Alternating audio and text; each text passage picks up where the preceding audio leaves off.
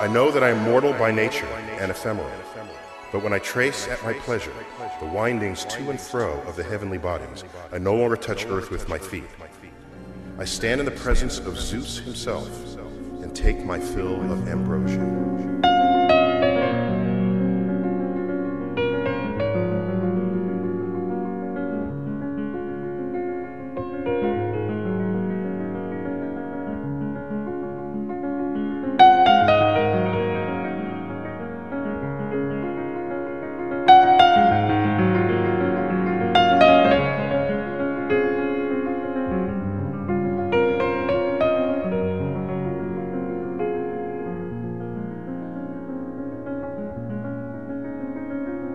Now let's work out whether there's any limit to their sum total. Study, likewise, void, space, emptiness, area where all things move.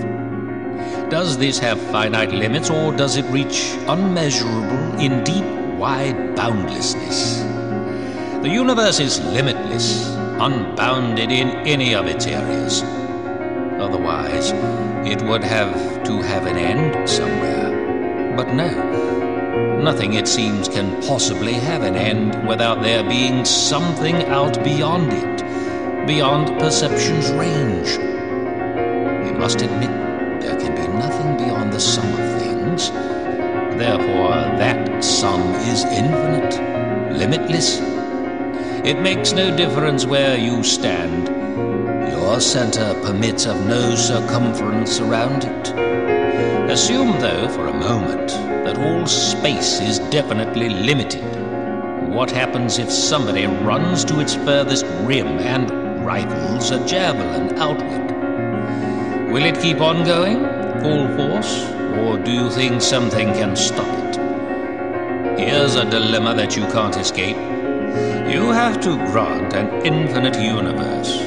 Either there's matter there to stop our spear, or space through which it keeps on flying. No matter where you set the outermost limit, what happens to the javelin after that? The answer is that a final boundary line is nowhere in existence. There will always be plenty of room beyond for the spear's flight.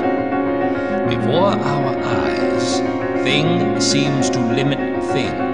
Air bounds the hills, and forests border air.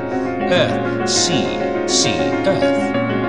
But add them up, and nothing limits the sun. Besides, if all the space of all the universe were fixed, enclosed by definite bounds, by this time all the mass, the weight of matter would have run together from all sides to the bottom, tending downward from the sheer force of weight.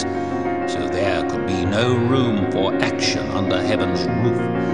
No heaven for that matter, and no sun, since all material would be heaped so high from its long subsidence through endless time. But as it is, no rest is ever given to the atom's rainfall. All things keep on, in everlasting motion. Out of the infinite come the particles, speeding above, below, in endless dance. By nature, space is deep, and space is boundless, so that bright shafts of lightning could not cross it, given eternal time.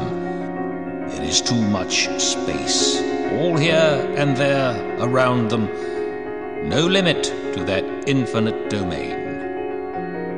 That nature will not have it that the sum of things set any limits for themselves, forcing matter to be limited by void, and void be limited by matter.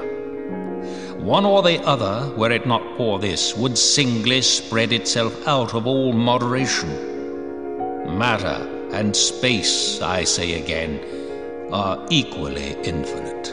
Else neither sea nor land nor shining sky, neither human beings nor high gods incarnate could stay beyond the passing of a moment.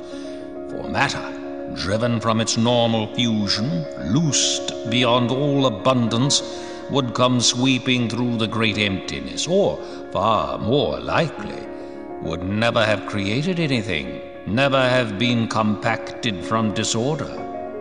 Surely the atoms never began by forming a conscious pact, a treaty with each other. More likely, being so many, in many ways, harassed and driven through the universe from an infinity of time, by trying all kinds of motion, every combination, they came at last into such disposition as now establishes the sum of things.